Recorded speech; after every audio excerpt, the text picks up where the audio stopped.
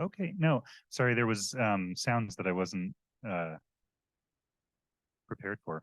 Welcome, everyone. Thanks for your patience as we get going here, getting some tech issues sorted. I'll, welcome our online folks in just a moment. We have folks in person and online. This is a See You on the Weekend lecture. See You on the Weekend is a long-running series that features some of the most exciting work of research and creative work of our faculty here at the University of Colorado Boulder. We're really excited, the Office for Outreach and Engagement, which I direct, my name is David Means. We are partnering with the Alumni Association for this special edition of See You on the Weekend that's paired with Homecoming. So today's lecture is titled Defining Beer in the Ancient World, and our speaker is Travis Rupp. He's known around town as the beer archaeologist, and beyond town, I should say. I want to extend my gratitude to the offices of the Chancellor and Provost and the Division of Continuing Ed for funding See You on the Weekend and making all of our work at the Office for Outreach and Engagement possible. A few logistics before we get started. So we're together in person and online, as I mentioned. For those folks who are in the room, we hear rumor that there are some 40th and 50th reunion contingents who are on their way, possibly in golf carts, to join us as soon as they're able to make it. So we might have influx once Travis gets going. So don't be surprised if these seats fill in a little bit in some minutes. Online attendees, who I can look at, if I look at that camera, you may submit questions throughout the lecture using the Q&A button that you can see in your Zoom window. And we'll collect those throughout the lecture, and then we'll be able to bring those into the room when we get to discussion portions of the lecture. So please do feel free as things occur to you to submit those questions online. And we will try and balance, Travis and I will work together to balance participation from our online audience as well as folks who are in the room when we get to that portion of the presentation. So when we get to Q&A, folks in the room, it'll just be a raising a hand kind of a thing, and we'll have a couple of our staff running around with microphones. We just ask that you would wait until a mic gets to you to ask your question so that folks online as well as in the room can hear the question as well as the response. Closed captioning is available to those attending online. There's a little button that says CC in the bottom of the Zoom window. If you're an online attendee, click that button and you should have real-time closed captioning. The online version of this lecture is being recorded and will be available on our website probably on Monday. If you have friends that couldn't make the lecture in real time, you can pass along that link, and we encourage that. So without further ado, it's my pleasure to welcome CU Boulder's Dean of the College of Arts and Sciences, Glenn Kreutz.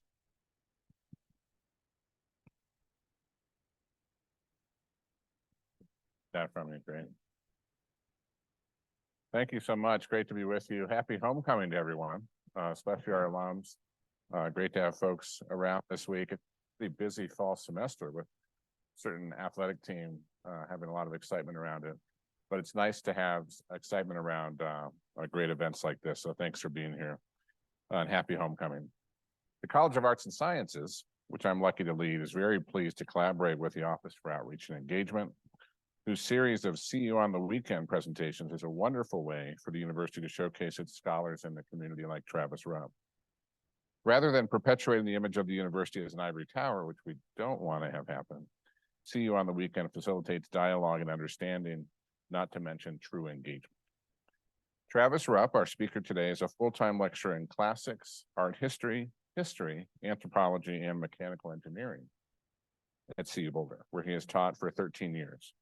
Since 2010, he has taught Egyptian, Near Eastern, Greek, and Roman history. His scholarly expertise focuses on ancient food and alcohol production, a good topic during homecoming week, ancient sport and spectacle, and Pompeii and the cities of Vesuvius. Rupp has worked at Avery Brewing Company for 9 years as the wood cellar and research and development manager. Rupp holds the title of beer archaeologist, best title ever, and founded Avery's Ales of Antiquity series, which ran from 2016 to 2020. He serves on the National Advisory Board for the Chicago Brewseum and owns the Beer Archaeologist, a company dedicated to research and experimental archaeology of historic beer. As a result of his career and passions, Rupp is researching and writing about the beginnings of beer in the Roman military, brewing in the early monastic tradition, and beer production in revolutionary America. His first book will be about the changing definition of beer throughout history. Recently, Rupp's travels and research abroad have focused on monastic brewing in Italy from 400 to 900 CE, brewing in Roman Britain during the 2nd century CE, beer production at Mount Vernon and Monticello, and the survival of the Belgian brewing tradition during World War I. And with that, happy homecoming and welcome our beer archaeologist, Travis Rupp. Thank you, Dean. Thank you, Dean Kurtz.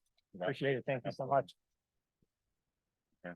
Well, thank you all for coming out this afternoon. I know it's gorgeous outside, so being indoors is not the most pleasant thing, I suppose, right now. And thank you everybody online who's here to listen to the talk today as well. So today, what I intend to do is kind of give an overview of how the definition of beer has changed throughout antiquity. It has been a topic I've been working on since about 2012 was when I got started working on the topic of beer history or acting as a beer historian. And then I got more intensely involved in trying to do historic recreation or experimental archaeology on beer in 2016. And so with that being said then, and kind of kicking things off here, if this will work for me. The slide won't advance. Of course, right as we get up here. We'll have it going in a minute.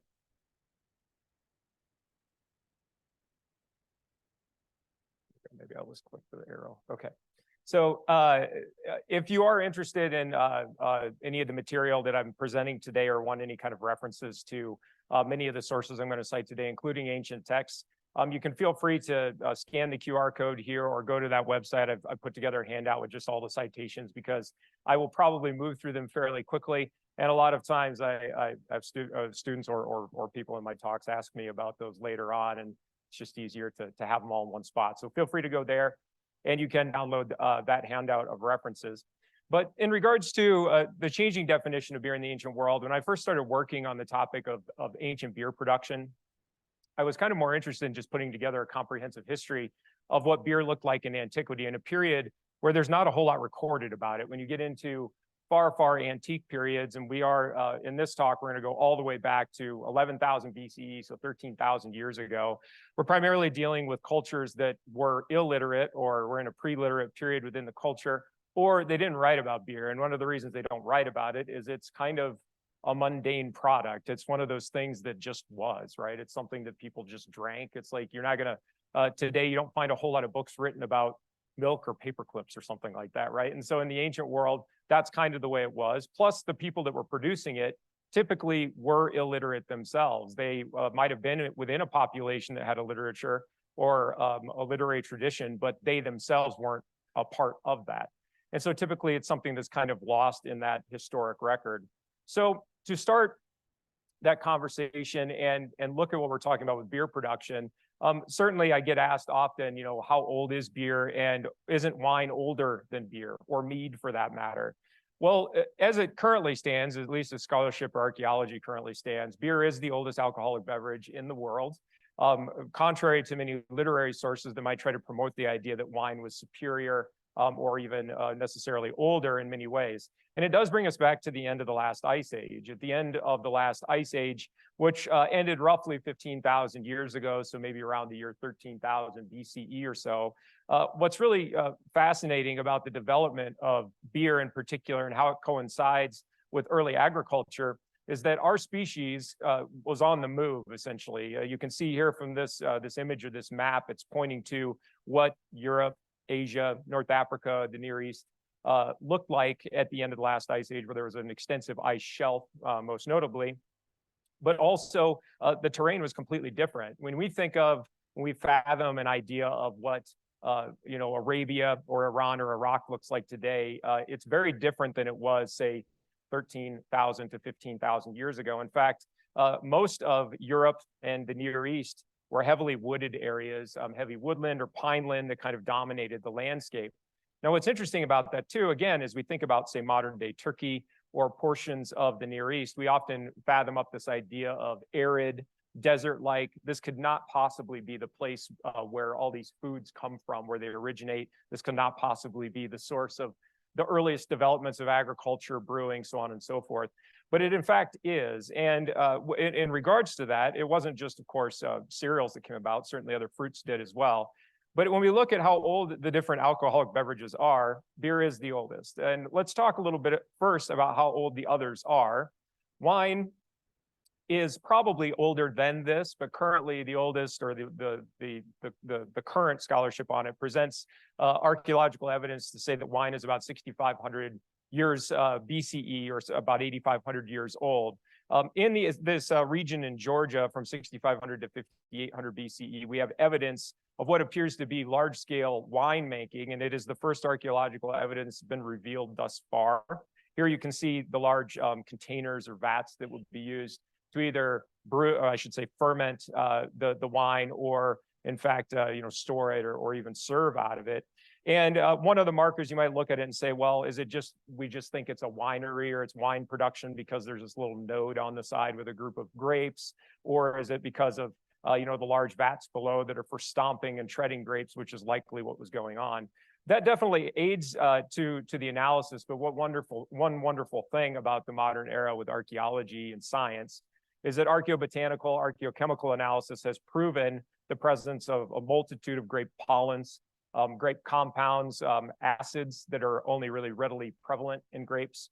And then probably most wonderfully, there was a fossilized fruit fly found in one of the containers that actually had evidence of wine or grape contents on it and within it. So this is currently how old we think wine is. Could go back further, probably will as we continue to explore, but it's still not as old as beer. Beer dates to about 11,000 BCE, predating this by 4,500 years. What about mead? I mean, that's the one we all think of all the time, right? All these wonderful tales from antiquity, Beowulf, the Greek tradition that talks about mead, so on and so forth. Well, mead is a much later development. Our earliest solid evidence for its production is in the 8th century BCE, so roughly conducive to Homer, or the Homeric tradition. We have a much richer context for it between the 5th and 3rd centuries BCE in a Greek context. But that's way post-dating what we're talking about with wine and beer. Consequently, the oldest evidence we currently have for apiaries or beekeeping come from Egypt, and they're right around the 26th century or so BCE, around 2700, 2600 BCE, during the reign of King Djoser is our earliest evidence for that. And so much later again than wine. So why was beer the oldest alcoholic beverage, and why is this region so conducive to it? Why is it the prime location for the development of a tradition that is long-standing, right, and very prevalent in our culture today? Well, back to what I was talking about earlier with the changing topography after the last ice age, where following the last ice age, right around, say, 13,000 BCE, we see heavy forested regions all throughout Europe, the Near East. Even the Sahara Desert was way different than it is now. In fact, it's been presumed that it was more of a rainforest-like climate towards the end of the last ice age before it dried out and became the vast desert it is today. But as we see the climate shift, and there are some pretty stark markers that occurred during that period, huge climate warming.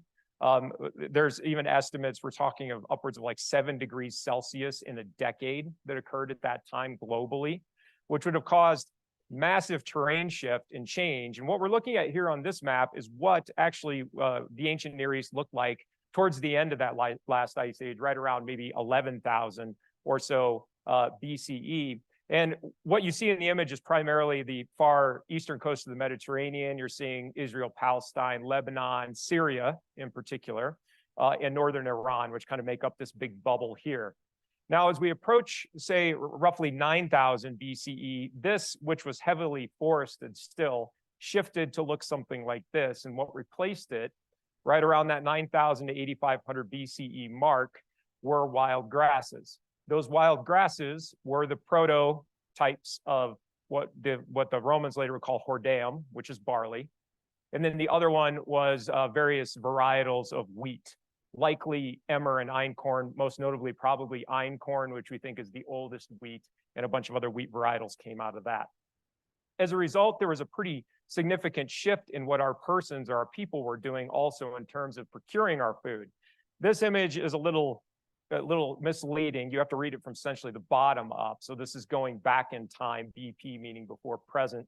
to say 11,500 BP, so 9,500 BCE. And you can see as we work from the bottom up, our predecessors, our species, was primarily hunting and gathering, following trends in animal movement or various botanicals and foods that would become available by the season, until you get up here right around, say, the 8,000 to 7,000 BCE mark, where it shifts and we see them starting to agriculturally procure their cereals and their foods. They went from cultivating or harvesting wild seeds, wild einkorn and barley, to sowing it and planting crops. And it's probably not terribly surprising then that with the development of that, we start to find very heavy evidence for and regular evidence for both bread and beer production that come out of that. But what was ancient beer? Defining beer in the ancient world, right? That's the title of the that's the title of this talk today. So was beer this? I mean, you go pick up a can of any beer, right, that's out there, Bud Light, especially macro breweries, Coors Banquet, something like that. And it's going to say on the side that it's made with water, malt, hops, and yeast.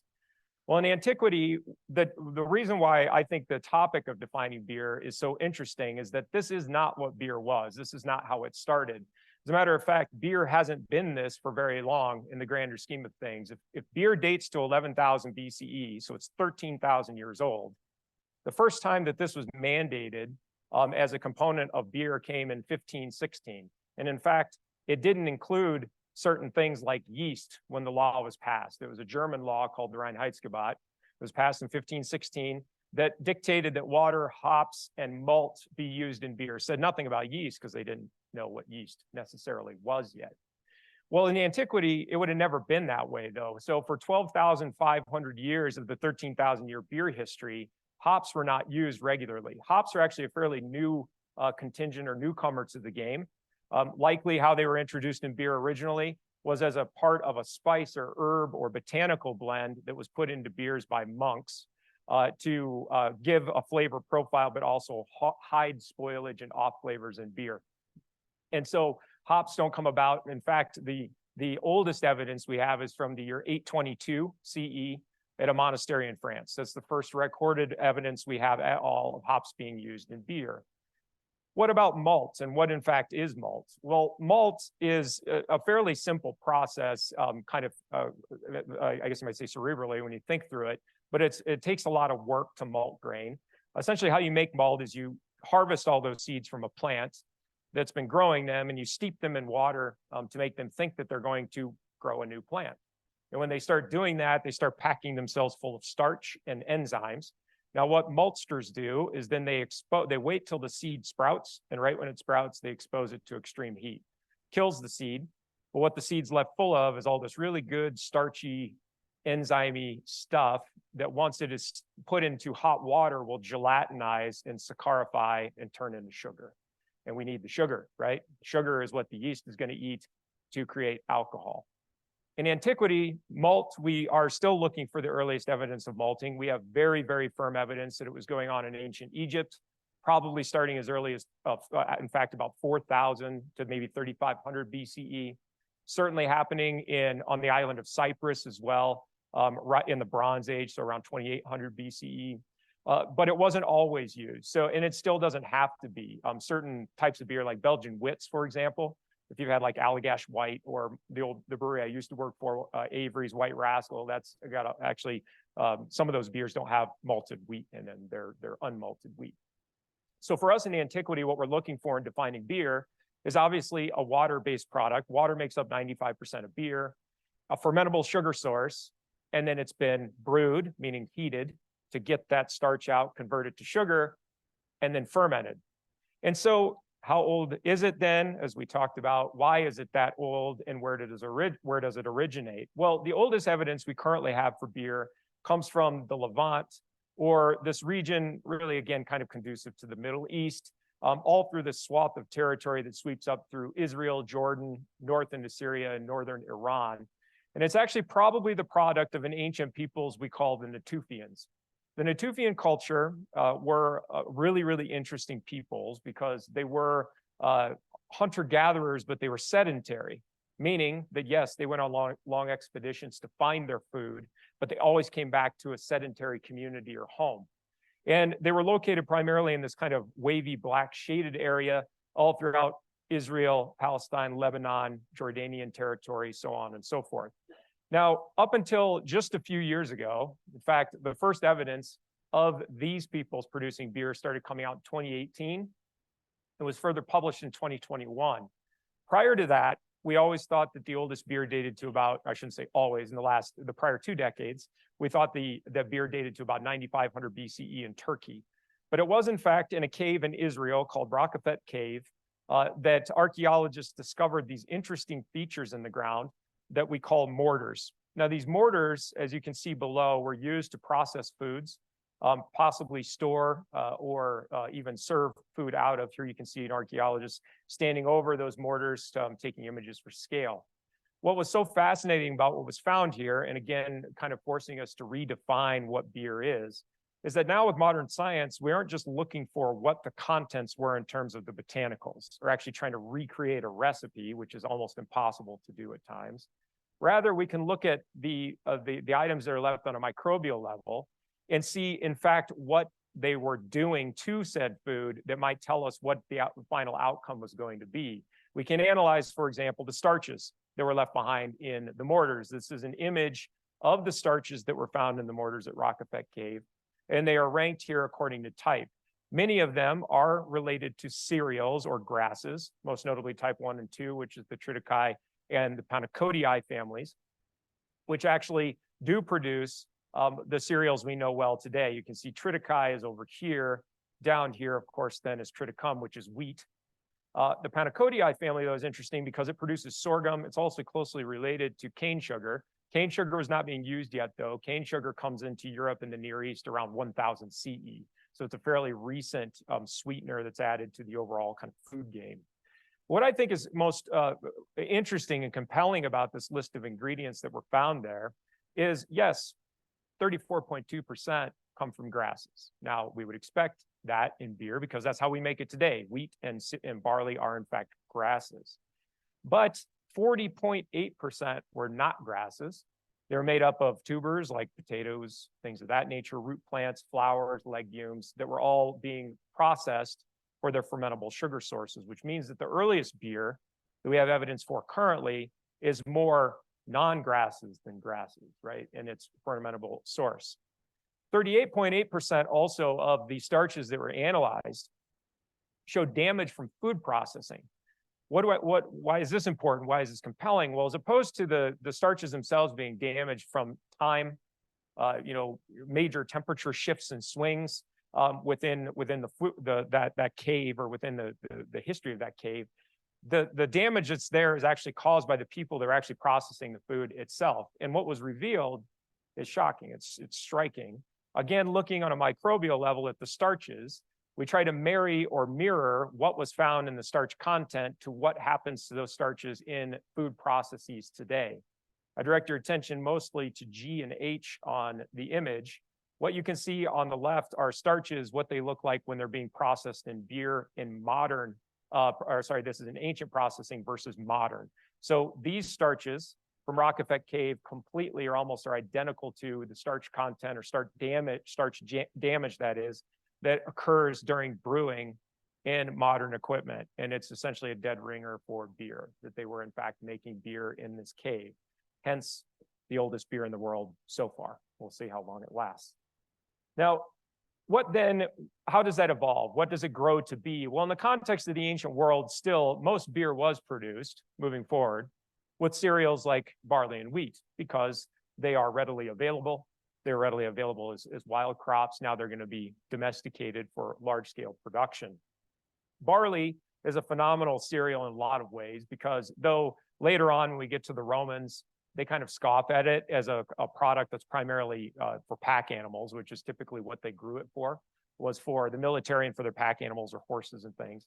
But it is highly tolerant. What you see here are kind of the earliest known locations where it proliferated. And these are the ideal conditions or climate requirements for it. But barley is so adaptable that you see it growing all throughout Egypt in antiquity. Really, really low humidity, right, in Egypt, quite arid. in the Nile Valley region, though they're growing in the fertile valley there of the Nile. But it also grows in, say, Scotland, where it's cold, it rains all the time, high humidity, so it's highly tolerant. That's contrary to wheat, which is a little bit more finicky at times. And so wheat eventually draws a higher dollar value because of its rarity at times. Now, wheat does eventually start to deviate. The oldest wheat, again, is thought to be based off of einkorn. Einkorn is a derivative of the early wild wheat that was being processed by our predecessors, and it starts to shift and evolve to create all these new varietals. One of the most popular in antiquity was emmer. Emmer was selected by us because it actually creates the largest seeds of any of the what were available. They had actually 23 different grasses that were available to them, our predecessors, to man-made select what was going to become the cash crops for all of history moving forward. They likely chose emmer because of the size of the seeds, and the seeds don't adhere to the husk. So when you go to process it, the seeds fall right out of the husk when you crack it open, as opposed to other types of wheat where it bonds to the shell. It's harder to process out. So as we see further domestication of einkorn, emmer, barley, what do we see our species start to do with these products to create beer? Well, prior to Rockefet Cave, this was the oldest known location for what appeared to be evidence of beer production. And it comes from a Göbekli Tepe, which is in southeastern Turkey, a very interesting religious site that seems to have been mostly rooted in ancestral worship or some kind of religious activity. It was not a community that people lived at. Again, people were primarily in a hunter-gatherer state. They seem to have come here for festivals and things of that nature, or ancestor worship again. But what was really quite curious in the discoveries or the finds there were some of the vessels and the equipment. And what we start to see as beer becomes more of a common commodity amongst our species is the specialization of equipment to produce it. These vats, which have been known for an extended period of time from Göbekli Tepe, were somewhat curious to food historians and archaeologists from the 1990s into the early 2000s, because it was thought that probably what they were producing on a large scale was something like bread, or something that was more nutrient rich and could be given out as food as opposed to drink. On the contrary, a few years ago, new analysis was done of these vats. And what was found there was what we call in the modern world beer stone. Now, beer stone is they're oxalates that are produced inside of a vessel as grain is being converted to alcohol. In the beer industry, in my tanks and in my brewery, it's a pain because it creates this really hard, crusty stuff in the tank, and you have to scrub it out. You have to use, today we have to use fairly harsh chemicals to get it to break down. Of course, they didn't have 14 pH caustic in the ancient world, right, to clean these things out. So the oxalates stay behind. And they found oxalate ring inside of these 42-gallon vats, which seems to promote the idea that they're producing upwards of 42-gallon batches of beer for these religious festivities. As a slight tangent that's somewhat unpleasant, the same thing that creates beer stone creates kidney stones. It's the exact same compound, in fact, but it was found in these 42-gallon vats. And so certainly evidence of larger scale beer production being found within these facilities, within these vats. But then if that is in fact what's going on, is barley production, is the growing of these crops more dependent upon beer or bread or both? And then as they start to sow more and more crops, how again is it that a region like this becomes the place that's completely conducive to early beer production? Some of our firmest evidence comes from the Sumerians, who were living in Mesopotamia, but they're right on the fringe of some more desert-esque or arid locations. Well, one of the things that I think is absolutely fascinating, phenomenal, is here at Masada.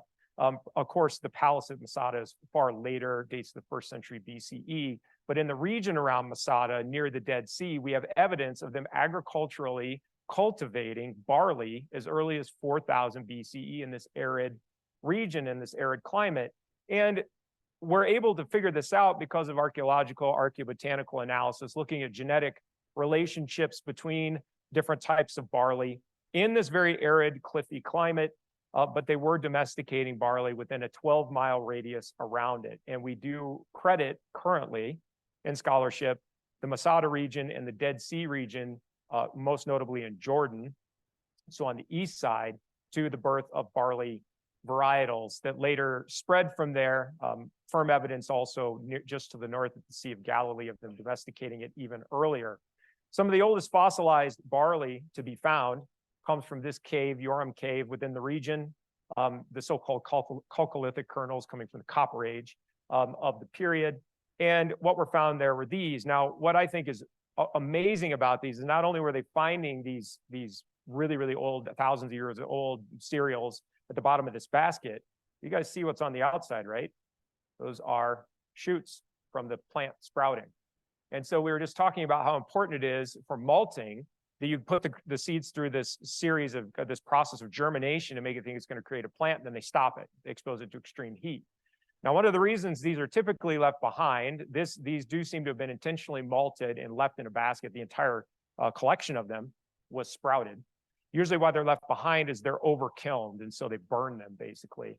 And they would have discarded them before they use them for beer production, typically. Though most museums still label it as just charred grain, we're analyzing some of these in locations now to look at them and see if they're actually sprouted, to see if in fact it was malt, not just charred barley. So moving into the cultures that become literate then and start writing about these things in these processes, we start to see beer become a major staple of society. It becomes literally a cornerstone of the diets for Mesopotamian persons, as well as Egyptians moving forward. We often get artistic or literary references to how it was processed or consumed as well. Here you can see the beer for ancient peoples of Iraq, Iran, saw it as a communal activity, a communal process, gathering around a container, all drinking out of these reeded straws, which quite phenomenally in the archaeological record, we're finding some of them had little screens that were placed on the bottom of the reeded straw so that when they sucked the beer out of the container, they didn't suck up all that stuff that settled to the bottom, like the dregs, the trub, as we call it. And we start to hear of it more and more as something that was a part of their economy, that it was dispersed. Here from these cuneiform tablets, the Aegean period, discussing disbursement of beer. We also see an evolution even in the language of what beer is in cuneiform, going from 3200 all the way down to 1000 BCE. The actual terminology changes and shifts in the Sumerian context as its own language evolves and shifts. We also find from that same region references to the purchase of beer based on quality, the Alulu beer receipt on the left-hand side from Iraq as well. The references the best beer from a brewer, meaning that beer wasn't just some slurry, nasty porridge that they were drinking, as so many scholarly sources actually presented for much of the 19th and 20th centuries, presuming that it was thick, viscous, almost unpalatable. Yet the ancients tell us otherwise. Beer was not just something that was consumed to survive. It was something that was consumed because they liked it. And they liked the taste. They liked quality. They liked variety. The Hymnen and Kasi is another prime example for the intricacies of the process as well. Though it's often labeled the first beer recipe in antiquity, it's more of a process. It really doesn't lay out a recipe for us. It's more just how beer is made. But it shows the complexity of it in a peoples that had to work really hard to produce this as a finished product. And I think the Babylonians support even more the idea of how much they cared about their beer and the quality and the varieties of their beer, based on a multitude of sources that point to different types of beer that were produced based on color, adjuncts, as we call it, so added flavor compounds, whether it be fruit, various things of that nature, literally based on measurements. So kind of like when you walk in today and, you get a pint of beer versus a Stein maybe in Germany, or Maas, something along those lines. So they did care about these things and presented a phenomenal variety for their consumers. Now, with the beer that was being made in the ancient Near East, though, there is some debate on, again, malting. When does it start? Was it a common product that was used in all beer in antiquity, or was there a shift to certain cultures kind of allowing it to thrive and rise? Well, in ancient Mesopotamia, especially in Sumeria, we actually have firm evidence that those cultures, the Sumerians, the Babylonians, the Akkadians, leaned heavily on a product called the pyr, or a compound called the pyr. You see some of it here in these two images. The pyr is kind of like a loosely or lightly baked bread, but it's not really a bread per se. What it would be packed full of was a mixture of unmalted and malted cereals at times. They would put fruits like dates and things in there, and they kind of create a ball out of it. And then we think they heated it enough that it would cause it to kind of dry out and crust together. What's not clear about Bapir is if they actually baked it to the level where it killed all of the bacteria in the yeast. We actually think they didn't, because most of the context we have for beer production, even from the Hymnen and Kasi itself, says that you take the Bapir You break it up and throw it into a container of water and let it sit. So it's kind of like an instant starter for beer, which would mean that there's still live organisms in it. But just the fact that they created this shows the complexity of the process and the knowledge, right? The ancients weren't dumb. They knew exactly what they were doing. They knew exactly how to produce the beer. And they started to make further equipment that was more conducive to the process, like latan and gakul. These are different types of vessels. We know that the latan was a collector vessel for the beer after it was drawn off of the solids. The gakul had a very distinctive shape, and it was for fermentation. It was specifically a fermentation vessel. So a fairly intricate process already, even from our ancient Near Eastern peoples. Now, what about the Bible, though? Does the Bible reference beer? I mean, it's probably the most popular piece of literature on the planet, right? At least everybody knows about it. And in regards to the biblical tradition, why don't they reference beer then? This is their arena, right? This is their world, the Abrahamic religions. Why aren't there more references to beer?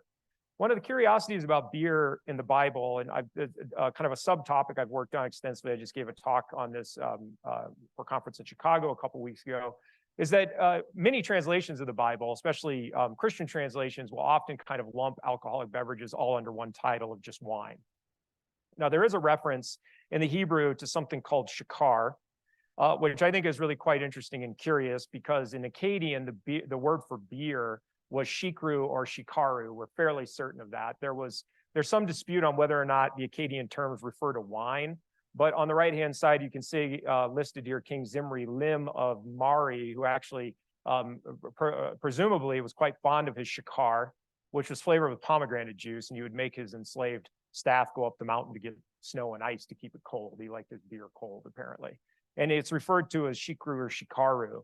Now, in number 6.3, there's an interesting reference to this, I think, in just a transliteration, where they say the Nazir shall abstain from wine and shakar.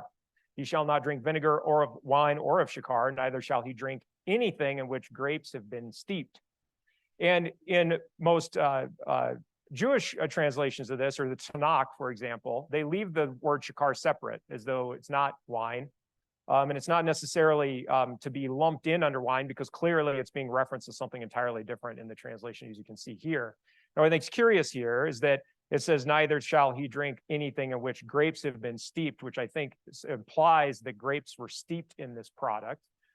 And it's actually some of the research I'm doing right now is on early Bronze Age brewing as well as biblical brewing, where it seems that they were using wine, or grapes, I should say, as the yeast starter. Grapes are all covered in bloom, as we call it. So it's wild bacteria and yeast that will cause wild fermentation of wine in many vineyards today, or wineries today. And so it seems here that shakar was some other product that they steeped the grapes in, or allowed to sit in there for an extended period of time to get the fermentation going. So I do think shakar is probably a reference to beer as well, one of the rare instances we get from the biblical tradition. Now, as we move away from the ancient Near East then, and the beginnings of it, how does it make its way into Egypt? Well, Egypt, this is a bit of an ongoing dispute. You know, do the Egyptians just learn everything from their Near Eastern counterparts, or do they develop things on their own? And of course, you look at Egypt today, and it doesn't seem like the most friendly or conducive place to the birth of beer, or birth of beer styles. But beer was completely synonymous with their diet. It was a staple, regardless of class. It was considered the most appropriate gift to give to a god or a king as well, was beer. And so all of the cereals were grown in the Nile Valley region and the deltas you see, and archaeological evidence is promoting the very firm reality that beer was being produced in Egypt prior to the Pharaonic era, or in the pre-dynastic era. This is 1,000 years before the first kings come about in Egypt, is when we get some of our firmest early evidence of Egyptian beer. And we don't know if they're learning it from the Near Easterners, or they're developing it on their own. They could have easily been developing it on their own. These are later installments from Hierakonpolis, where you can see brewing vats all arranged at the site or within the community, one of the oldest Egyptian communities. In fact, what's really interesting too, of recent research from Hierakonpolis, which dates to 2021, promotes firm evidence that they were malting their grain, which is a very important discovery and find. Some of us have been arguing for a while that we think that the Egyptians were producing beer differently than the ancient Near Easterners, but some other scholars had thought that they were using bapir, this bread, breaking it up, putting it in containers, and just letting it ferment. Well, it's found at Hierakonpolis dates to the pre-dynastic era, right around about 3500 BCE or so. And it proves or shows exactly what happens to these grains or these starches when they actually are broken down or damaged via malting. So we know that they were malting their cereals for beer production. They also were very concerned about variety and flavor profiles as well. These are various beer containers found at Hierakonpolis. And what you see in the bubble map below are the distribution region of those beers out of those communities into villages around where the beer was being produced at large brewing facilities and then shipped out essentially to other locations. And I do think that the Egyptians, where they really deserve the credit, is for the birth of the beer industry, because they start to industrialize it in ways that a lot of the ancient Near Eastern communities had not. These brewing installments are found all throughout Egypt. Tel El Farqa, which was a location excavated, at least the breweries were excavated in 2014, yielded evidence of more brewing facilities. This is kind of what they look like when they're first revealed. Doesn't look much like a brewery, but as you peel back the layers of it, it actually presents a process that's not terribly different to the way we produce beer today. It's a three-stage process, which requires taking the malt or grain, cracking it open, milling it very coarsely. So you just crack open the seeds, adding it to a mash or adding it to hot water to extract the starches and enzymatically convert them to sugar, a boil to stabilize what we call wort or beer in the modern era prior to yeast being added. And then a facility over here was likely for packaging or distribution into fermentation vessels that would be taken off site. In 2021, a phenomenal discovery was made at Abydos in Egypt as well, which is a royal cemetery. It's the oldest royal cemetery in Egypt. It dates back to the first kings of Egypt, so Dynasty 01. And what was found there was absolutely striking. They found a brewery that, again, this is at a cemetery, so kind of interesting thinking that it was there, but it had a 5,000 gallon batch output coming out of this one location. The fermenters were arranged in rows. Each fermenter vessel was roughly 20 gallons in size, and there were row upon row of these, 8 per row. Adding up all the doing all the math on it, it's about 5,000 gallon batches of beer. To give you kind of a modern equivalent, if you go to like mid-scale breweries today, like the larger tanks that they typically have are 120 barrel tanks. That's about 5,000 gallon output in that regard, or that's actually closer, I suppose I'd say about 3,600. So it's even bigger than that, than what you see in those breweries. Here, the brewing installments that were discovered. And the Egyptians too yield the process for us. I mean, they lay out in detail how beer was made, because for the Egyptians, anything that you put in a tomb would come to life and serve you in the next realm. So if you made little models out of it, if you painted it on a wall, they thought it would actually reanimate in the next realm. And so they were quite detailed in what they presented. Here you can see brewers and bakers from Thebes. And yes, brewing and baking typically did go hand in hand in industrial installments, because all the same ingredients are used. And yeast starters that would be used for bread making, like a sourdough starter, could be used to start beer. And then when beer was done fermenting, you collect all that stuff you don't want to drink off the bottom, pitch it into the next beer, it starts fermenting again. They knew that. That's why they built these facilities side by side. They too had a multitude of language and terminology for beer. Some of the more common terms we hear are hek, tenemu, ka'amet, which were different types of beer. But the Egyptians too had a whole slew of different styles of beer. I don't want to know how that one was administered, the enema beer, but they do have one called an enema beer. They have all kinds of different beers based on flavor and color and effects, clearly, that could be administered. And again, what is a pretty refined facility process and culture that's producing the beer.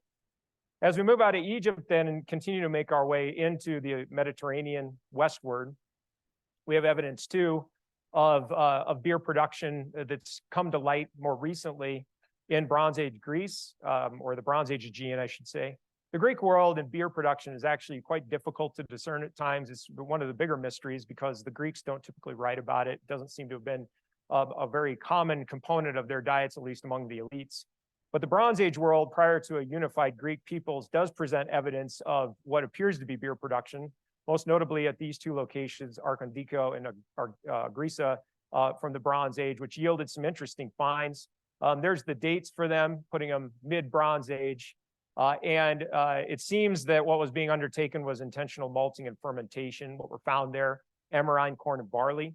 They did find some lumps of product or matter, which some think might be something akin to like a bapir, so a starter. Beer mugs were found, lots and lots of cups. And what I'd say, kind of like the tripartite arrangement or the three-room arrangement, I think is also quite interesting in their layout, because we just saw in Egypt that most breweries were laid out in a three-room stage or facet. So are we seeing the Bronze Age peoples interacting with the Egyptians and potentially producing something similar in that regard? I think some of the most compelling evidence for it, here's the seeds that were found, note sprouted cereals that were found again, and some of those beer mugs that were found. Now, one of the more interesting things, and this is more of my theory that's I've kind of stuck my neck out there on since 2015 regarding Bronze Age or Greek brewing, has to do with some discoveries on the island of Thera as well, and the location of Akrotiri, which was destroyed by a volcanic eruption that essentially destroyed most of the population or civilization that was on the island, probably around 1450 or 1350 BCE. But regardless of that, and before that, there was a thriving culture there that was probably linked to or affiliated with, related to the Minoans of Crete at the time. Analysis of the site at Akrotiri was undertaken in the 1960s and 70s by this guy, Spiridon Marinatus. A fun little tie to CU, in fact, was that his daughter went to CU and graduated with a master's in classics quite a long time ago. I think she's an instructor or professor somewhere in Illinois now. But nonetheless, Spiridon was the first to find the ancient site of Akrotiri. And at Akrotiri, this is what I found compelling.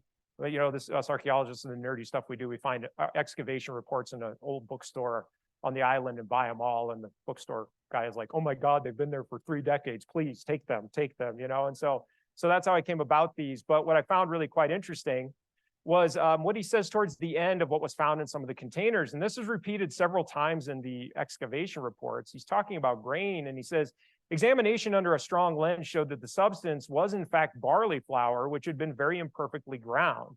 The farina had disappeared, but the bark part of the barley grains could still be seen in the form of thin needles or small straws, something akin to this. Come back to it. Some grains of barley that had slipped through the millstone were found intact. It was not evident, or it was not evidently perfect flour, but of course in something like the Homeric aleuctai employed in the sacrifices. And what I think is so compelling about this is that this is essentially what he's describing, imperfectly ground barley. Well, barley isn't ground into flour usually in the ancient world. Wheat is, because wheat has gluten, which you can make bread out of. Barley is not going to make a good bread. You can make rusk out of it, which is still a part of Aegean and Mediterranean diets today, but the coarse ground effect of it that was found in these large containers, some of which were pithoi, so really, really large ceramic vessels, leads me to believe that it's very possible that they had beer or may have been processing beer at the location. Other items from that culture too that I find quite curious. It's one of my favorite vases that I've ever come across in my studies, and this is it's in the National Archaeological Museum in Athens. But this is an island that is Akrotiri that is conducive to the grape. That's all that grows there today are vineyards. And it's a volcanic soil. You're not going to find large fields of grain. Yet their religious ewers often, in some instances, will have these grass motifs on them. Here, what appears to be barley or wheat, most have thought it's probably barley that's being represented. So it's interesting that it's there. It's not firm evidence to support that beer was in it, but it's still interesting nonetheless that you'd be pouring wine, I guess, out of a container that's labeled with grasses. Maybe it's just an offering to Demeter or some kind of a proto version of her in the Bronze Age. What about Homer himself? What about the Homeric tradition? Do they talk about beer? Not necessarily, but there are some interesting kind of deviations or allusions that are made at times from the Homeric world to something, again, as we define beer or define alcohol, that doesn't seem to fit the category of wine, yet was something different. In the Homeric hymn to Demeter, one of the most important lines is this one you see here, which basically what it's saying in the Greek is Metanaira, which is the attendant of Demeter, is bringing an offering to Demeter. In fact, she brings her wine and she says, no, take it away, bring me the barley drink. That's what she says. And she says to mix in these different kinds of things into a potion like pennyroyal. She references the herb that's added to it. Of course, Demeter is the goddess of agriculture, almost kind of like the barley mother herself. So why is it that she rejects wine in favor of the, quote, barley drink? Is it beer? Is it literally just barley mixed with water and it hasn't been fermented? Difficult to say. But I think what is even more interesting in that regard are references from Homer himself to a beverage called kikeon or kukeon. Kikeon is somewhat perplexing concoction that comes up in the Iliad. You see the passages here, also the Odyssey passages where it comes up. Typically, it's referenced as a beverage that's served by a woman to a man, usually when she's trying to intoxicate him, dupe him into something in the context of the poem. And she references it as something that doesn't really sound terribly appealing. It's supposed to be wine mixed with barley, she says, and usually onions and cheese are added. Sounds like a great beer, doesn't it? I'm actually making kikeon right now for the first time in my experimental brewery. I have 2 batches of it I've started. I'll add the cheese and onions later. We're going to let it ferment first and see what it tastes like. But nonetheless, it is clearly something different than wine because these things are being added and it gets a different term. It's probably one of the most debated amongst the few of us that study kikeon and beer archaeology right now as to exactly what it is. But for the Greeks, again, you know, why don't they talk about beer more? Well, it is still somewhat of a mystery. When you get into the more classical traditions of Greece, we get into the more literate periods of, say, the late Archaic into the classical era, where we're seeing, you know, the great authors of, you know, the Herodotus and the playwrights of Euripides and Aeschylus and Aristophanes and things. They don't often reference anything beer related. There are theories on this term or terms, Brutos or Bruton. Is it a reference to beer or something along those lines? It loosely seems to translate to a brewed beverage. Some scholars have thought that it's just a Thracian word that was transliterated into Greek. Others have said it's not a Thracian word. They do at least make reference to beer, but they don't really have much to say about it, like tas krithos estupomo kataleus, and they grind barley for a drink. What is that drink? Is it the barley being ground to go into beer or something else? Often the Greeks see beer as something originating in Egypt or Thrace for that matter. Yet, even looking at some of their own medical doctrine, Hippocratic, Excurses, Herodian from the 1st century lists a whole slew of different types of potions or concoctions or drinks that can be consumed for various ailments. And I think some of them are really, really compelling and interesting, especially this reference to Zoolos. Zoolos is very closely related to what the Romans later referred to as Zuthos or Zythum, which actually are direct titles or references given to Egyptian beer. That's what they called Egyptian beer.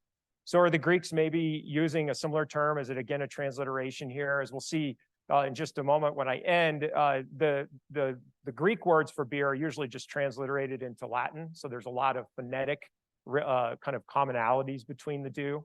Also, this one I find really amazing, oinos krithanos, barley wine. We still have barley wine today. It's actually beer style. Is it something along those lines? Is it literally a high alcohol beverage that's barley based? But of course, one of the reasons I think that beer and defining it in antiquity has become so difficult, or what has been difficult for all of its history, and one of the reasons why it's difficult to find even literary references to it is when we think about who writes about these things in the Greek and Roman eras, it's primarily the elites, right? And it's been estimated that maybe 1% of the population could read and write in antiquity. Of that 1% of the population, almost all of the material we have left to study today is from a male perspective. Just imagine if we left it up to the upper 1% of men in our country to write all of our history 2,000 years from now, what that would look like. That is terrifying, is it not? And so we end up with a very limited scope a lot of times, and that scope presents this idea of beer being the barbarians' beverage in a lot of ways. The Romans very much promoted that idea, even though as they conquered and expanded, they took over all of these regions we've talked about today and many, many more that were known for beer production. Here in the 3rd century CE, all just post Rome hitting its peak in terms of occupancy of territory, they owned all of that territory or dictated all that territory we just looked at. They also dictated the European northwest, which also had a tremendous amount of beer culture. Britain as well, Iberia also. Our authors that will reference it at times, all but Galen here from a Greek perspective, Archilochus, Hellenicus, Hecataeus, Aeschylus, and Herodotus, they all say that it's something that the Illyrians, Thracians, Phrygians, Egyptians make. Galen does as well, our doctor, our Roman medicinal doctrine that we have from the later period of the Roman Empire. They also often categorize it and lump it into a discussion of the Celts or the Gauls that produce this beer, which are difficult at times to discern from the Romans, because to them, anything you see in the red area could be identified as Celtic, which is not accurate. Gaul and the Gauls and the Celts almost became kind of interchangeable terms for the barbarian other of the north. And when we think about those cultures that are absorbed and usurped by the Romans later on, what are they going to drink? Well, they're going to drink products that can be made out of items that grow on their terroir and in their terrain. If we look at analyses today, even of grape production in Europe, you can see how densely populated in these lower regions grapes are. Well, as you get north into Europe, there's not a lot of grape production here. I mean, yeah, the Germans have wine, their own wine varietals, but it's not a huge component of their agriculture. Britain sure doesn't produce a whole lot, right? Or Ireland for that matter. But when we look at barley on the flip side, look at the density of barley production in these regions. Dark blue, that's what was available there. The same is true with wheat, showing just the heavy density of wheat production because it's conducive to those climates. One of the things that I think is also really quite compelling about that is when we look at Iberia again, so Spain and Portugal, there is very firm evidence to support that grapes did not exist in Iberia prior to the Romans arriving there. Now think about how synonymous, port from Portugal, right? French Bordeaux, these kinds of things are to those cultures and the Spanish Riojas and all these kinds of things are today. And they just didn't exist back then until the Romans brought viticulture to Iberia. The archaeobotanical record supports that currently, that it didn't get there until the 2nd century BCE. But what they write about them having is beer. Like the Celtiberians were said to have produced Kylia, which was an unmalted wheat beer. Of course, the Romans have to damn them for that, though, because they drank it prior to battle and got rip-roaring drunk and were go into a warrior's fury. The area was also known to be good for barley. Later on, it was good for hop growth as we get into later periods of beer production as well. But our sources at times do at least lend themselves or yield themselves to a discussion of types of beer. And one of the things that is another thing that I think is so compelling about ancient Rome and ancient Latin texts is we have lots of weird piecemeal references to beer as being something that people drank on the fringes or limes of the Roman territory, but they don't have a word for beer. There's no word in Latin for beer. There's not one word that's beer. These are beers. Everything is titled or listed by what the locals called it. And it's just transliterated essentially into Latin, and it becomes the term for that drink there. Like Pliny here, who says they make drinks from these very things. Grains, that is, zythos in Egypt, Kylia in Syria and Spain, Cervicia, and many other types of Gaul and the other provinces. And the yeast of all these nourishes the skins of the faces of women. He says they're collecting the byproduct and rubbing it on their face as a cosmetic. But with respect to drinks, it is preferable to pass to the mention of wine, right? Of course, an elite's going to say something along those lines. He also references some beers that may have even had a shelf life. He talks about some in Spain that, as he says at the end, Spanish provinces have by this time even taught us that these liquors will bear being kept a long time. It's amazing. It's phenomenal because most references or scholarship from the 20th century promotes the idea that all beer was low alcohol, less than 3%. Well, the only way they were going to get beer to have a shelf life or stabilize in antiquity was to create high alcohol content. The higher the alcohol content, the longer it'll cellar, or use some other kind of preservative in the beer, but we don't know of any specific preservative that would give it a, quote, long shelf life. But still, even as they give us these tidbits, they want to make it out to be the worst thing in the world, like cormy, made from barley, according to Dioscorides, and often drunk instead of wine, produces headaches. Is a compound of bad juices and does harm to the muscles. I'm sure some of our students will say that on Sunday after homecoming festivities tomorrow. A similar drink may be produced from wheat, as in Western Spain and Britain. And it does kind of bring me to the wrapping this up then in the next couple of minutes of what then, how is it that beer survives? How does it get a title? How is it that it's something that becomes so conducive to beer and the definition of our culture moving forward? Well, the very institution that worked pretty darn hard to damn it in their literature also were quite reliant upon it at times. And when you think about the thousands, tens of thousands of men that existed in the Roman military and how widely distributed they were, they ended up in locations where they had to thrive off of the local commodities and products that were available. A lot of the research I've been doing over the last few years has been in Roman Britain. Here, Hadrian's Wall that was completed in 122 has a whole retinue and kind of an array of military camps that are strung out along it. Probably the best known, though, and most famous is Vindolanda, an ongoing excavation site. And at Vindolanda, because of the boggy nature of the soil there, in fact, the Romans did it to the soil. When they would expand the Roman military camp, they'd bring in a lot of clay and pack it in really tight onto the surface of the new footprint for the camp as they'd expand it. And that actually locks out oxygen and it stifles microbial activity. So when we excavate through it now, what's still under there are items that should have rotted away a long time ago. We find dog jaw. There's a very famous one of a dog jaw that's still got the hair on it that had been buried at the site. Shoes, leather shoes are found. And for our purposes, most importantly, wooden tablets and some papyri pieces that still maintain references to commodities that were bought or brought into the military camp. In the purpose of brewing, Vindolanda tablet 182 is the most important for my needs or studies, because it actually not only references beer being brought in, but it references a brewer by name, a Trectus, the brewer. There are also references in the Vindolanda tablets to quality of beer. No, get it from that brewer because it was better than that stuff you hauled in here, like a week ago. We also hear of names and terms that link together the brewing process. We hear of another brewer, Tertius, who is the brachiario, another term used for brewer. We hear of the coopers. The coopers would have been the individuals that built the wooden barrels for transportation of the beer. As a bit of a side, it's some scholars want to credit the Romans for developing coopering in wooden barrels. It's probably not the case. It seems more likely evidence is pointing to the Germans. Germanic peoples along the Rhine were probably the first to do it, but the Romans took it almost immediately and started industrializing the process.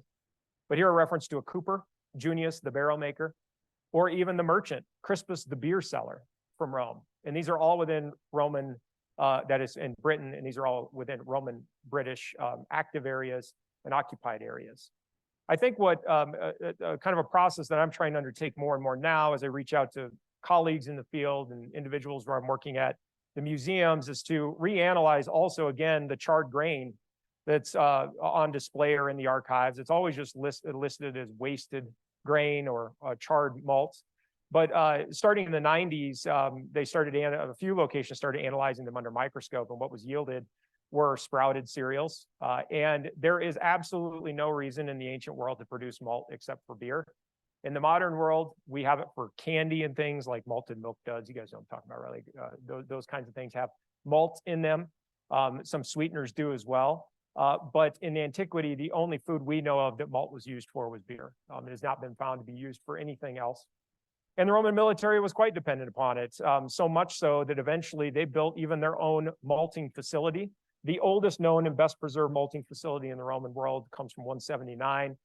In Regensburg, it was part of a Roman military camp occupied by Marcus Aurelius, where we see a floor malting facility. And the floor malting tradition has not changed much. Craft maltsters still floor malt in the exact same way. For the Romans then, they did borrow a lot of their terminology from the Greeks. You can see almost complete parallels between Sacchara and Sacchara from the Greek to the Latin. There are some interesting nuances, though, at times, most notably, this one down here, Syria, was an aged wheat beer, according to Pliny. Pliny the Elder is the only one that tells us of it, indicating that they did have beer that could last for an extended period of time.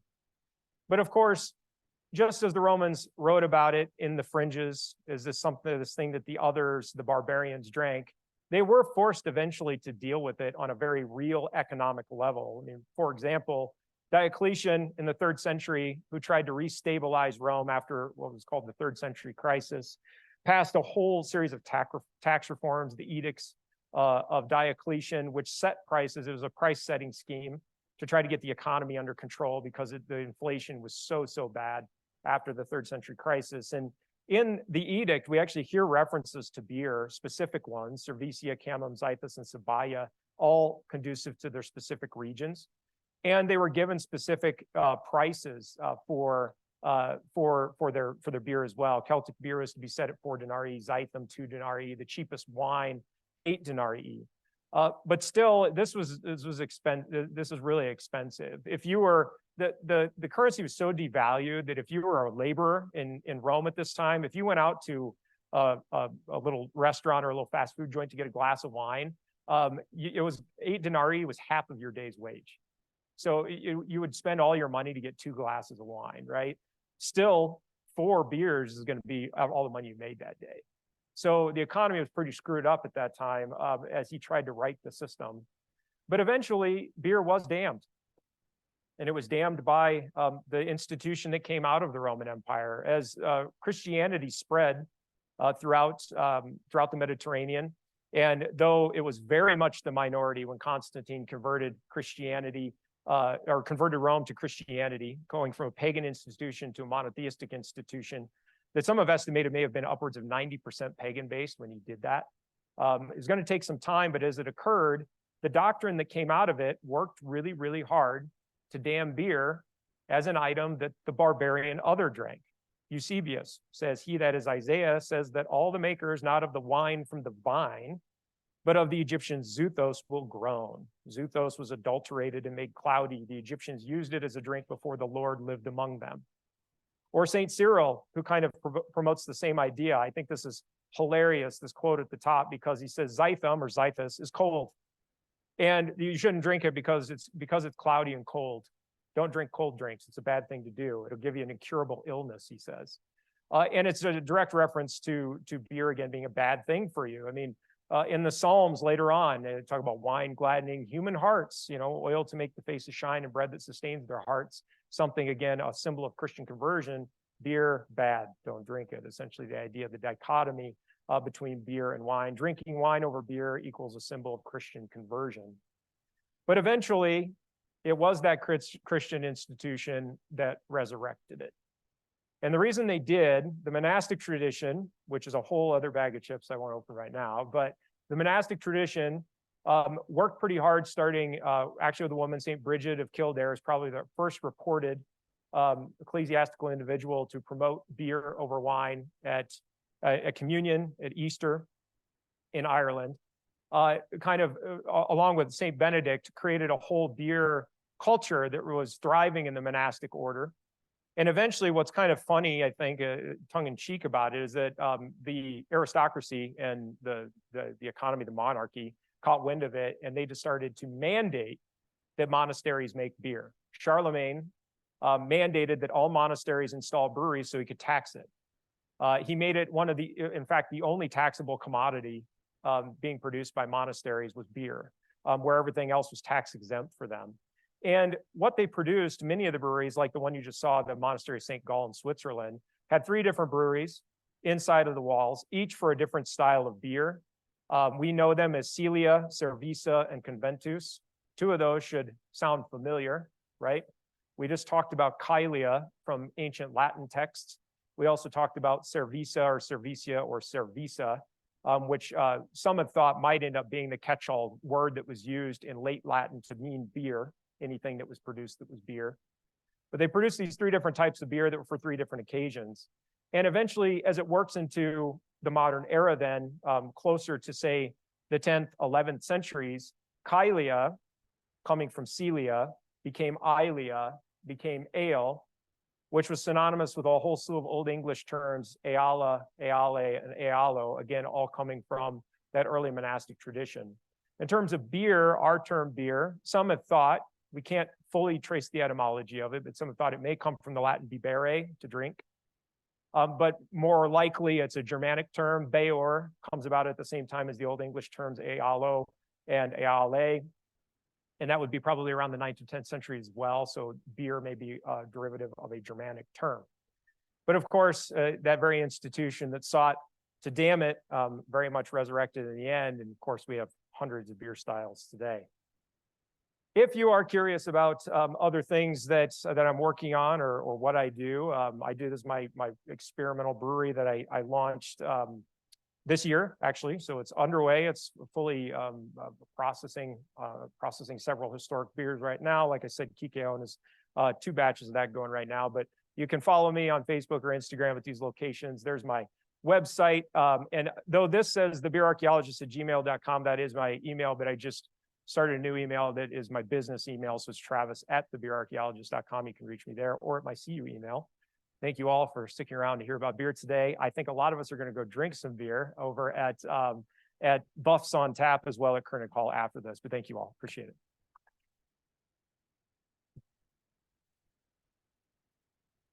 All right. So we have about 15 minutes for discussion. Maybe a question from our online audience to get us going while the mics get up and around in the room. A participant named Larry, I'll read the question verbatim here. Yeah. What is the thinking of how beer was first discovered? How did sapiens figure out how to brew it? And did beer really, in quotation marks, save the world? Yeah, good question. I think it saved the world.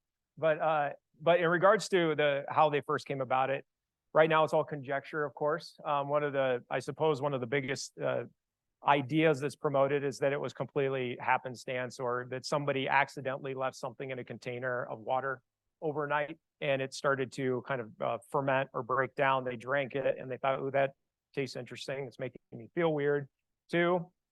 But of course, we honestly don't know. It's purely conjecture in that regard.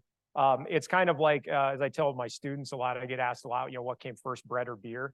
I want to say it's beer, but we're probably never going to know that either, because it's all conjecture when we get back that far.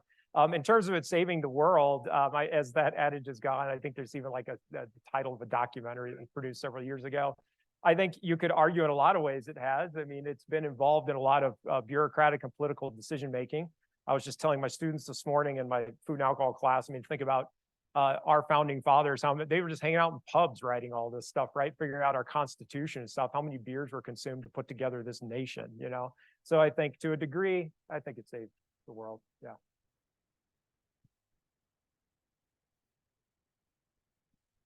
Well, they say that people drank beers and wines because the water was so bad. Yeah. But one of the main components of beer is water. So was it to hide the taste of the bad water? That is a great question. So, and this is another one that I get asked quite a bit. So in regards to water first, so that is something that's been promoted and written about extensively, was that ancient water was not safe to drink, and that the ancients were smart enough to figure out that if they turned it into a different kind of beverage, it wouldn't make them sick, or that it'd kill most of the bacteria. I don't necessarily think that's always the case, though. There's another scholar, Martin Cornell, who's a beer historian in England. He and I gave a talk about this at a conference a few years ago, where we think that that's kind of a little bit overused statement, because water in the ancient world would have been safe to drink as long as it was in a moving water source or a tributary that, of course, was not downstream from like a town that's dumping all of its waste in it, right? Also, groundwater would have been safe, and we know the Romans drilled for water, so a lot of time they were getting water from the water table, which was safe. The problem, though, and especially for the Roman military, is when they get into uncharted territory, they're coming up on ponds, stagnant water, they can't drink that. So the wonderful thing about brewing or fermenting a beverage is that it kills almost all bacteria. It's upwards of 99% of bacteria will be killed by less than 1% of alcohol. So it's like 0.8% alcohol in a beverage will kill almost 99% of the bacteria or yeast that's in it. And this has actually been tested in some of the most vile ways, literally taking water from a cesspool and fermenting it to see what happens. And it kills everything. I would not have tasted it afterwards, but they've done it. And so that's actually what's happening, is the actual fermentation isn't necessarily covering up the bad flavor of the water. It's actually just killing all the product in it. And I think the fact that we as a species figured that out so early, at least 13,000 years ago, just again shows how smart our species was back then. I mean, I get on my little soapbox with my students often. I'm like, I think they probably were smarter than we were in a lot of ways, because we can't just pick up this, computer and type it in and get an answer right away. For them, it was all trial and error. It's all experimental, right, to figure out what works. And that's what was going on with the water. Yeah, it's a great question. Yeah.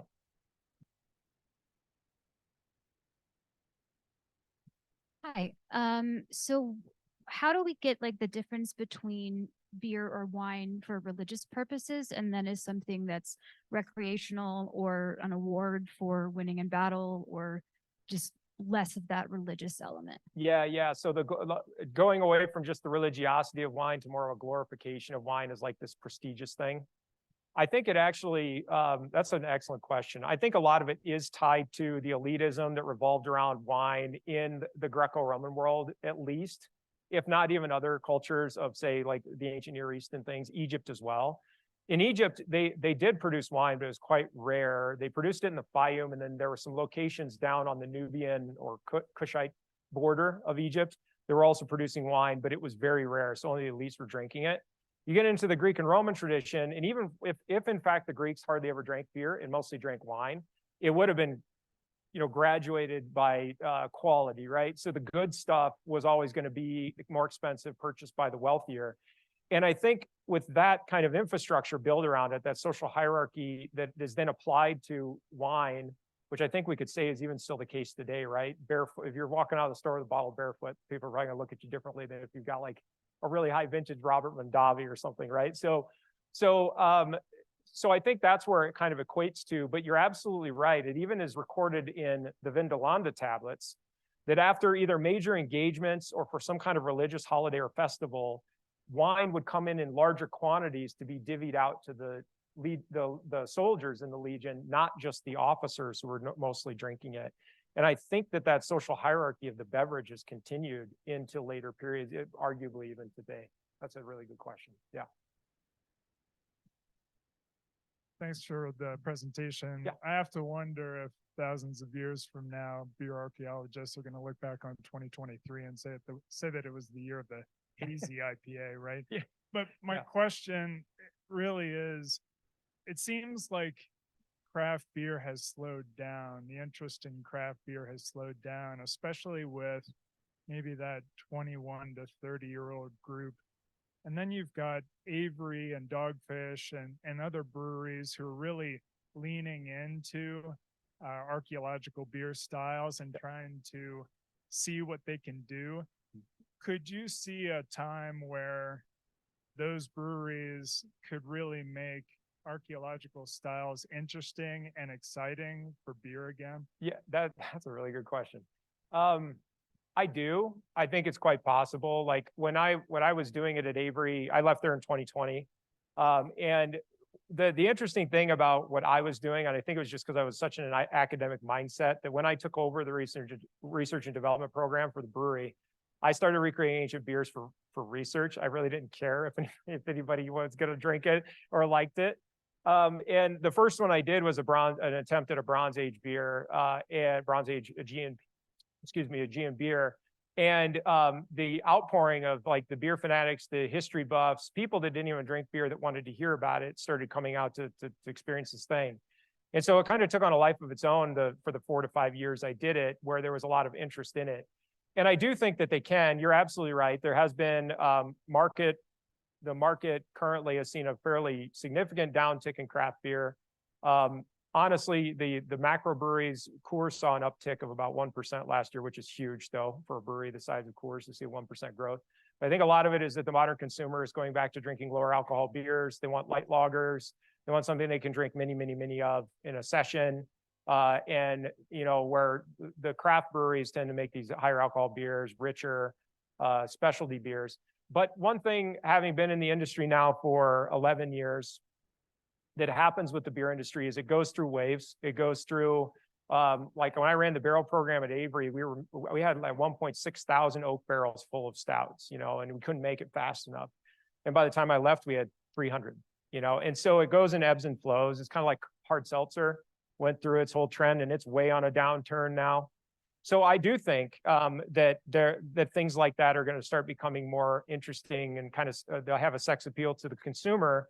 Because I think with beer archaeology and hopefully what I'm doing is like when you make history tangible in that way and allow people to experience it as opposed to just reading about it in a book, often from people that have never made a beer in their life. So they're trying to hypothesize on something and they don't even necessarily know how the process works.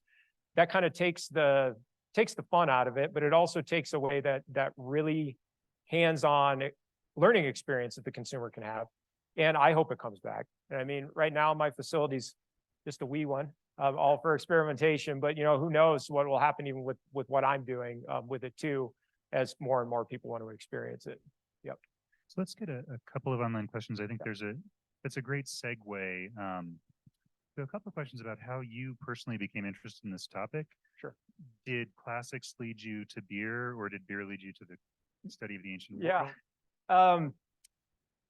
It's kind of hand in hand. I've been involved in both. Well, I guess I'll put it this way. I started homebrewing with my dad in 2019, or not 2019, when I was at the age of 19. Don't tell anybody, right? So I started brewing with him and making mead with my dad in Iowa when I was 19 years old. So I was always interested and curious about the fermentation process and making alcoholic beverages.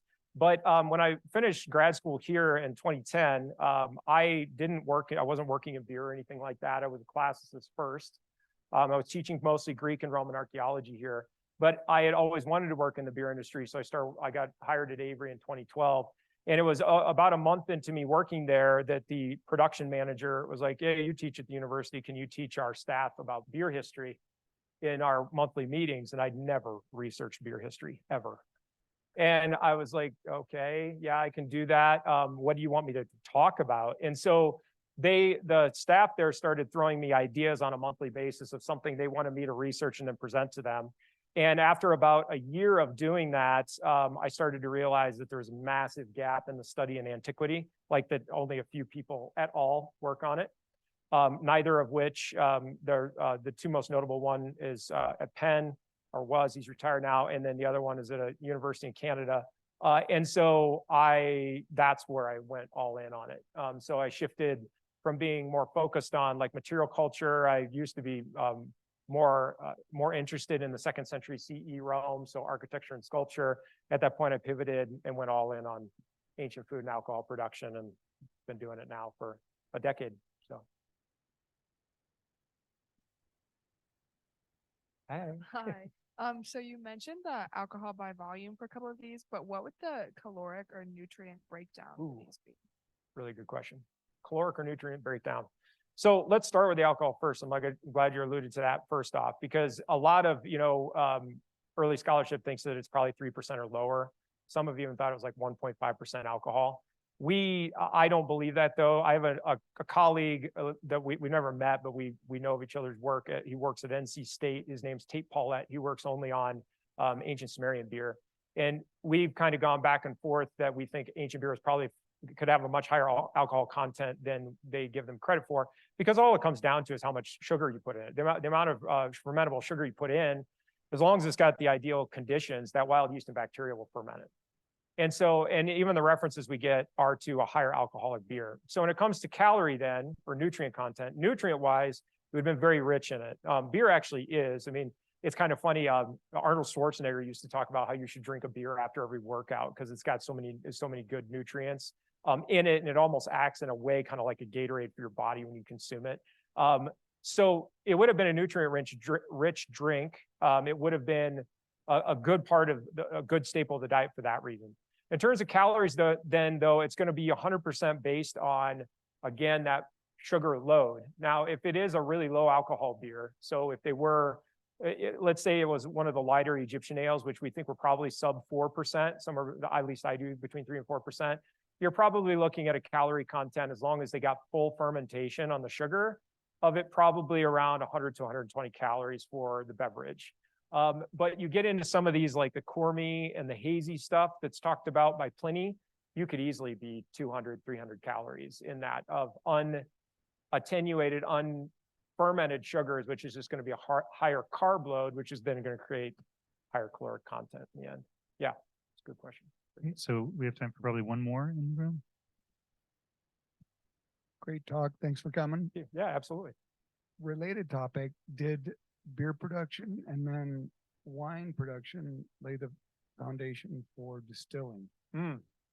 Very good question. So to a degree, when it comes to distillation, so we know the Greeks distilled water. There's references to them doing that, but in terms of spirit production, actual distillation of alcohol, it's much later.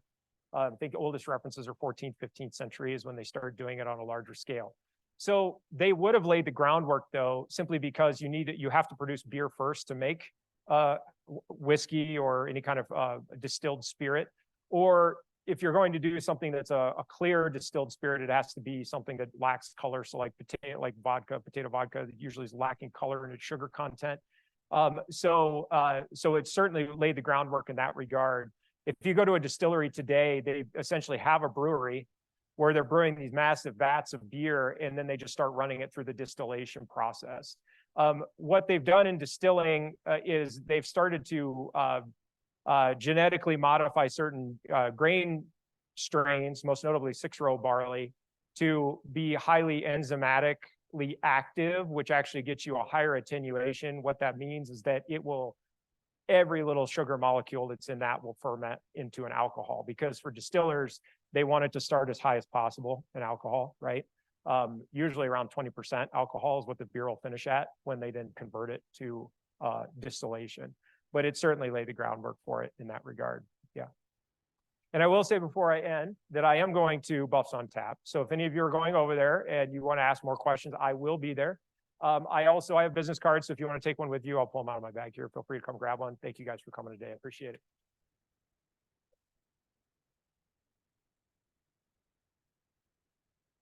All right. Thank you so much. Absolutely, you bet. Travis. Yeah. So thanks for sharing your expertise with us. Fascinating talk. A couple things for wrap up here. Let's see. So we had a large number of really great questions from the online audience. Apologies to folks there that we didn't get to more of those. We really appreciate your participation, as well as folks who came and joined us in the room here today. Would like to thank the Office for Outreach and Engagement staff who helped make this event possible. Your hard work makes these events something that goes smoothly and remains free and open to the public. So want to really appreciate our team, as well as our colleagues in the Alumni Association who helped us to coordinate this event. So as Travis alluded to, if this talk has left you thirsty, the Buffs on Tap event at the Koenig Alumni Center will be happening today from 3 to 6 p.m. And you're welcome to join Forever Buffs for a relaxing afternoon and sampling many of Colorado's finest brews. I think it was Kenneth who made the comment in the online chat that they had tried a onion flavored beer in England and that it was fantastic. So I don't know about the onion and cheese, but this is a great place to find out if anyone in Colorado is doing anything like that, to come over to Koenig for Buffs on Tap. So finally, we'd like to invite you to complete a brief survey on today's event. I need to advance the slide on that. This QR code will take you to that online survey. It's just a short thing where you can give us feedback on the event today. Anything that you want to convey to Travis about the lecture, we'll be passing on those results to him. And folks who are attending online, you'll receive an opportunity to link to the survey via email. So we also, if anyone wants to fill out a hard copy of the survey, if this digital thing is not your pint of beer or your cup of tea, we have some hard copies available. You can grab one of those from our staff before you leave. We love to hear your feedback. So I just am so impressed at the way, a discipline like classics, the study of the ancient world, can really provide an opportunity for what George Norland, the past president of CU, who was himself a classicist, made sure was engraved on one of the entrances to our library. Enter here the timeless fellowship of the human spirit. I think something as mundane for many of us as beer, to realize how this puts us into the company of humanity across time. Your work, Travis, is such an inspiring example of the way in which looking backward can provide a really valuable perspective in terms of contemporary issues and problems we face in our world. So couldn't appreciate your work more and your willingness to share it with us. Hang around and chat. Hopefully we'll see some of you at Buffs on Tap, and have a wonderful, wonderful weekend.